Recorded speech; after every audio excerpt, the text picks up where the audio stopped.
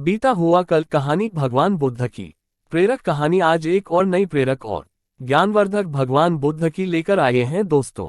Gautam Buddha 563 BC 483 BC को महात्मा बुद्ध भगवान बुद्ध सिद्धार्थ व शाक्यमुनि नाम से भी जाना है। ये कहानी छोटी है मगर बहुत कुछ सिखा सकती है, इसलिए आशा करते हैं आप इसे पूरा जरूर सुने, आपको अच्छी लगेगी। तो चलिए अब शुरू करते हैं इस बेहतरीन कहानी को। बुद्ध भगवान एक गांव में उपदेश दे रहे थे।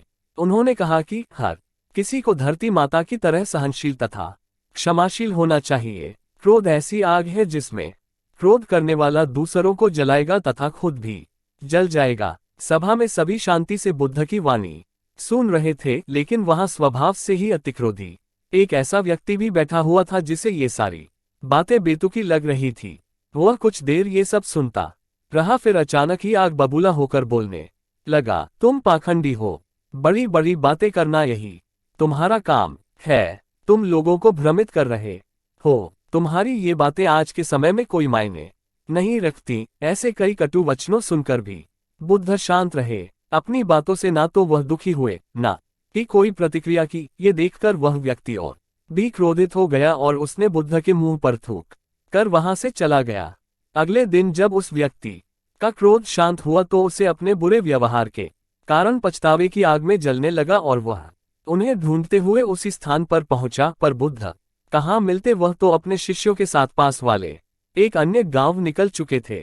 व्यक्ति ने बुद्ध के बारे में लोगों से पूछा और ढूंढते ढूंढते जहां बुद्ध प्रवचन दे रहे थे वहां पहुंच गया। उन्हें देखते ही वह उनके चरणों में गिर पड़ा और बोला, मुझे क्षमा कीजिए प्रभु। बुद्ध ने पूछा, कौन हो भाई, तुम्हें क्या हुआ है, क्यों क्षमा मांग रहे हो? उसने कहा, क्या आप भूल गए, मैं वही हूँ जिसने कल आपके साथ बहुत बुरा व्यवहार किया था।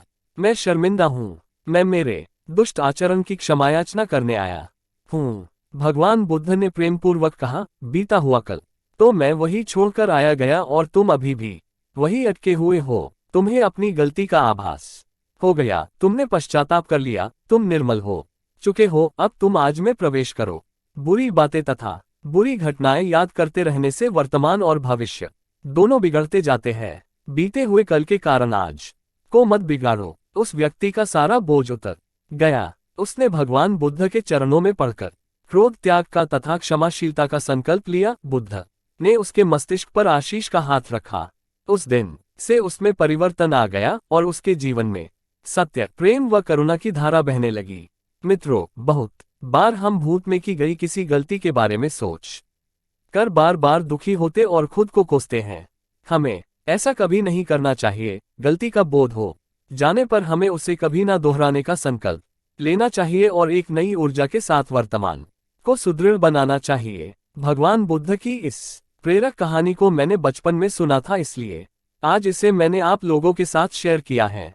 आशा करता हूँ कि आपको ये कहानी पसंद आई होगी। गौतम बुद्ध की कहानियां की इस कहानी में आपको अपने जीवन को कृतार्थ करने वाली जानकारी मिली हो तो कमेंट सेक्शन में अपने विचार जरूर शेयर करना।